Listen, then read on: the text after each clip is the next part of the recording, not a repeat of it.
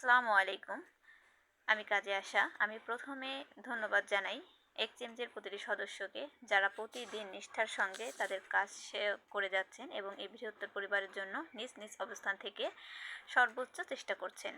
আজ আমরা অত্যন্ত গুরুত্বপূর্ণ বিষয় নিয়ে কথা বলবো, কিভাবে টিমের যোগাযোগের সমস্যাগুলো সমাধান করবেন।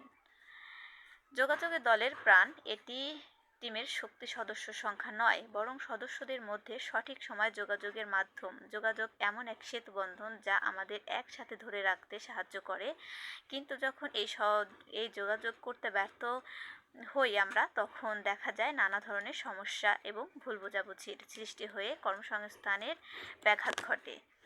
প্রথমত, একজন লিডার যতই দক্ষ হোক না কেন, যদি তার অধীনস্থদের সাথে যোগাযোগ না হয়, সেক্ষেত্রে তাদের যোগাযোগের যে মাধ্যমটা রয়েছে সেটায় একটা বিশৃঙ্খলা সৃষ্টি হবে। অধীনস্থদের সাথে সবসময় যোগাযোগ রাখা এবং তাদের প্রশ্নের উত্তরগুলো সঠিক সময় পৌঁছে দেওয়া, বা আমাদের যে টিমে নোটিশগুলো দেওয়া হয়, এই নোটিশগুলো সব আমার প্রত্যেকটা অধীনস্থের উচিত দেখা, এবং সেগুলো সঠিকভাবে বুঝতে না পারলে যোগাযোগের মাধ্যমে সমাধান করা। আমাদের দ্বিতীয়ত যে সমস্যা, এটা গুরুত্বপূর্ণই একটি সমস্যা।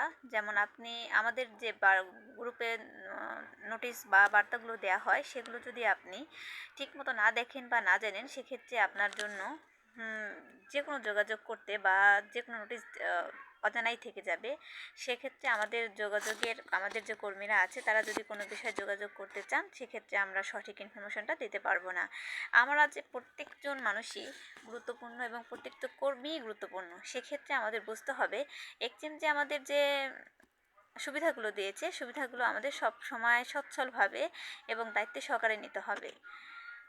দ্বিতীয়ত আর একটা কথা পরিষ্কার করে বলি, সেটা হচ্ছে কখনো অস্পষ্ট কথা বা রাগের সুরে কথা বলা যাবে না। এটা বড় ধরনের সমস্যার সৃষ্টি হবে।